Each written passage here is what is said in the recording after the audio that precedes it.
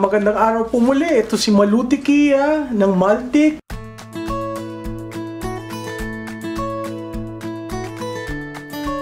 Pag-usapan natin ang Bangsa Moro Autonomous Region in Muslim Mindanao. Bakit po? Katulad nung sinabi ko dun sa isang video, may darating pa tayong eleksyon sa October 2025. Yan po ay sa BARM. Kung titingnan niyo po ang BARM, ang parati nating tinatanong, handa na ba? Kasi ito ang magiging unang eleksyon nila na napapaloob sa Bangsamoro Organic Law na naisabatas ng 2018. 7 years ago po yan, no? Ilang beses na na-delay ito, no? Nung una, supposedly magkakaroon ng eleksyon noong 2022 na postpone at supposedly 2025 kasama ng national elections pero na-postpone uli. Ginawa ng October 13, 2025. So makikita po natin ilang beses na napopospone. Pero ang presidente, ang sinabi niya, with certainty, magkakaroon ng eleksyon, ng first election ng kanilang parliament. Kasi po kung titingnan nyo sa BARM, ang kanila pong legislative body ay parlamento. Doon sa parlamento, maghahalal sila ng member of parliament at ang mga member of parliament ang maghahalal ng chief minister. Noong una po, ang chief minister ay si Murad Ibrahim po ay head ng MILF, no? At siya ang naging interim chief minister. Makikita po natin na hindi na po siya ngayon ang chief minister. Bakit? Kasi nangialam mo ang national government, no? Nagbitiw si Chief Minister Ibrahim ng 2025, tapos po pareho March yata ho yun, nang inappoint ng administrasyon si senior minister na ang kanya pong local name is Sami Gambar, nakikilala siya sa Sami Gambar, or si Abdul Rauf Makakuwa. Kung titingnan nyo ho ang ascension ni Makakuha sa kapangyarihan, naalala ho yung hinati ang Maguindanao, merong Maguindanao at Maguindanao Norte.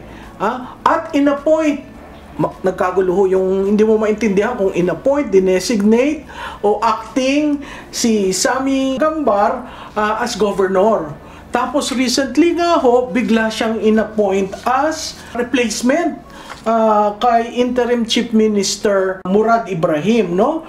Si Makakuwa po ay dating minister ng Environment and Natural Resources ng BARM, na-promote na senior minister, tapos naging governor nga ng Maguindanao Norte. Ano po ba siya? Alam po nyo, si Sami Gambar ay Chief of Staff ng Bangsamoro Armed Forces. Yun po ang parang AFP ng BARM. So, talaga siya ang Chief of Staff. Biro mo na-designate siya. So, nangialam. Sino ho ang nangialam dito? Ang dalawang pangalan parating lumalabas ay si SAP na si Secretary Lagdameo at ang OPAP head na si General Charlie Galvez, no? Silang dalawa, may mga calls na pagkatapos nung Mayo 12 na eleksyon na bumitaw, tanggapin na ang resignation. Pero makikita natin, base na rin sa ulat, hindi po tinanggap ng Pangulo. Bakit po gusto ng ibang faksyon sa BARM na tanggapin ang pag-resign ng dalawa? Kasi po lalo nagugulo ang BARM, no? Nangialam po sila sa May 12 election sa BARM, silang dalawa. Ano po nangyari? Wala pong alyansa na nanalo sa BARM. At lalo pong nagalit ang mga tao sa BARM dahil sa ginagawang pangingialam. Malaki pong bagay na intindihan natin ang election sa BARM, hindi ho yun simple. Kasi warring families ang nag-aaway. Yun hong elemento ng RIDO na i-introduce dyan sa BARM.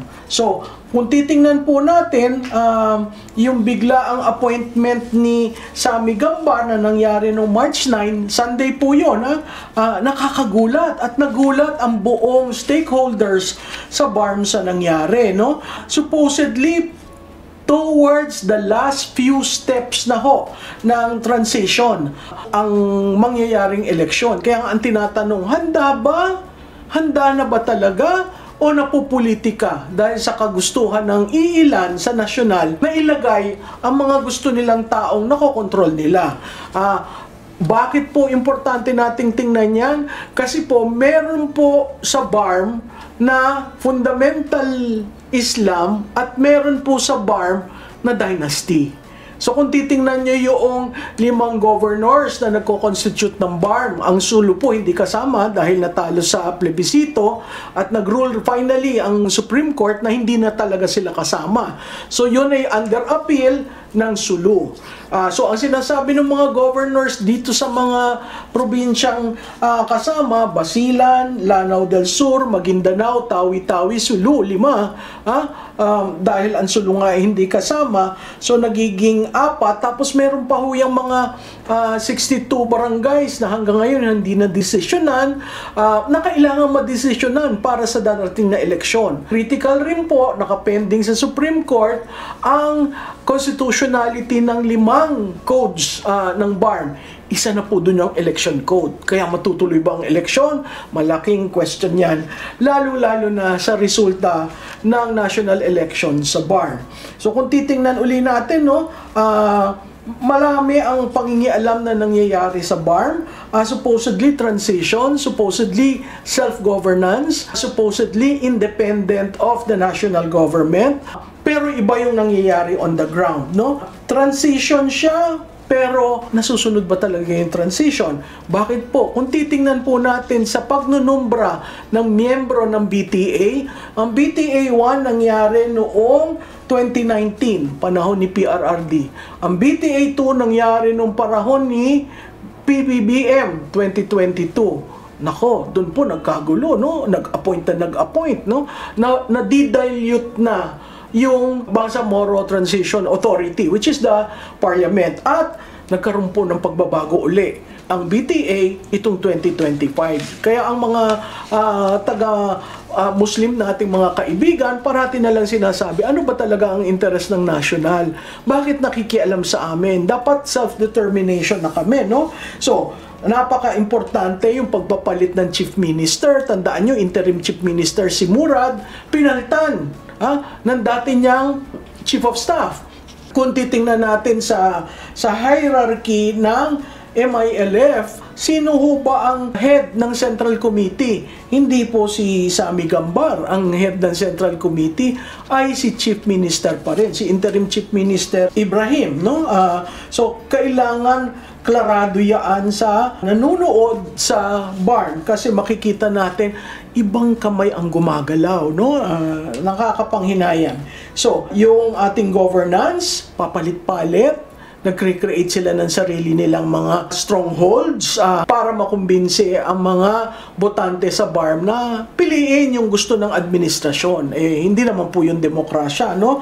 Pangalawa, yung peace process, yung appointment process, problematic kasi walang konsultasyon at lalong-lalo na walang yung listahan ba naman na nominees. Basta sasabihin lang nung dalawang nasabi kong mga pangalan, ito ang ating gusto. At ang pangatlo, syempre, dahil dito sa pag-interfere ng national, no, nagkakaroon ng faction. At pag nagkaroon ng faction, diyan sa mga players sa BARM, mahirap gamutin at i-ensure na ang peace process ay matatapos at ayon sa Bangsamoro Organic Law. So, babalik po tayo. Handa na ba ang BARM para sa self-governance o pinupolitika ng national? Ito po uli si Maluti Kia. Like, follow, and share. Marami pong salamat.